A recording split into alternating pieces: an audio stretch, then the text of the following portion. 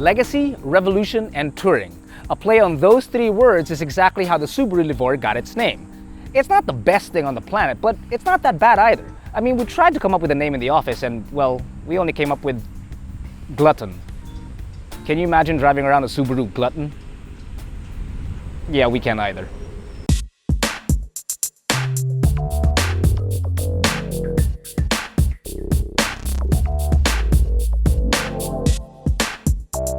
Let's not get caught up in the name too much and put our focus back on the car, shall we?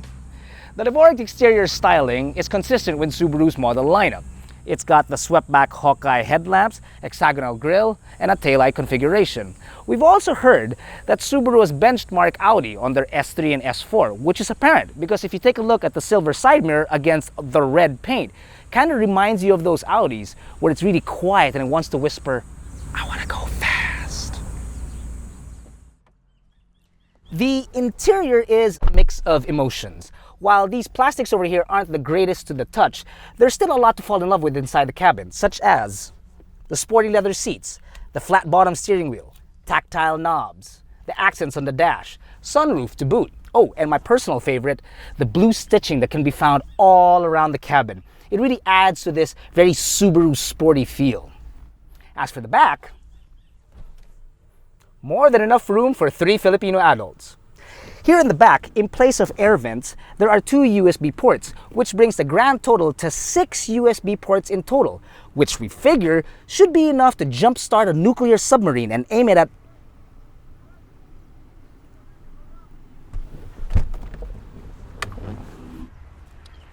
The rear boasts a capacity of 522 liters with the seats up, or 8 48-inch LED TVs stacked one on top of the other. I'm sorry, Jacob, what?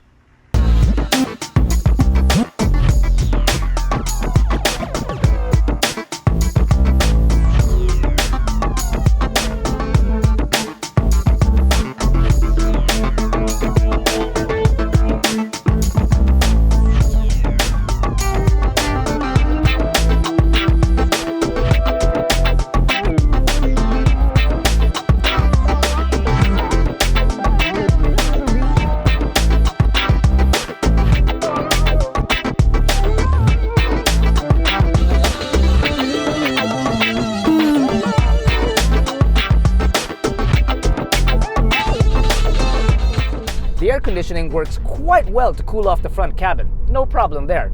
Plus the controls are fairly easy to operate.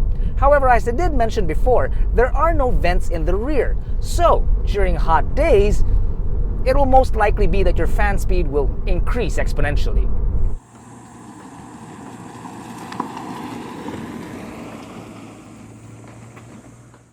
The Levorg does have body roll, yes, but it is like a bare minimum, thanks largely to its low center of gravity and its famous boxer engine. Check this out.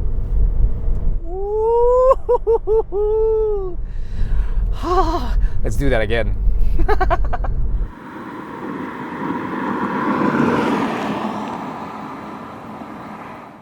There is a noticeable boost in engine performance once you pass 2000 RPM, and the CVT, it just keeps going. However, there are situations where, well, it is a bit underpowered, such as during steep inclines or when the car is at full capacity. And the CVT, too, can be a bit daunting in heavy traffic. See, sometimes there's a lack of forward movement or there is an excess of that kind of makes you jump on the brakes more often than you normally would. As for handling, the steering is neither too heavy nor too light. It's just right. Gives you the confidence you need to take a corner at high speed or take those tight city turns. And as a bonus, the symmetrical all-wheel drive gives you better traction in the wet, which, you've got to admit, in the Philippines, is a big plus.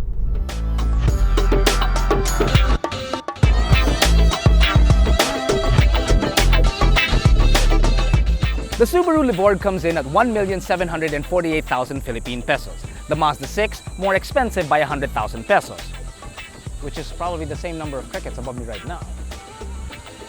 Not much difference in price, with all things considered, but You could argue that each car is aimed at a different market. For example, the Mazda 6 is more plush, more lush, more refined.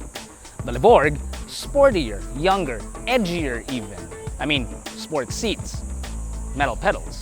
Don't get me wrong, it still has enough space for all the cargo of your family, but I see it more as a good car to take on a long road trip with friends with enough space to carry anything you need to throw a kick-ass party. Or 8 48-inch LED TVs stacked one on top of the other. How does that conversation even begin? Did Jacob enter an Abendsons and say, "Boss, peram ka ng 8 TV? Sir, para sa ano? Pan-testing lang sa kotse." Sira ulo ka ba?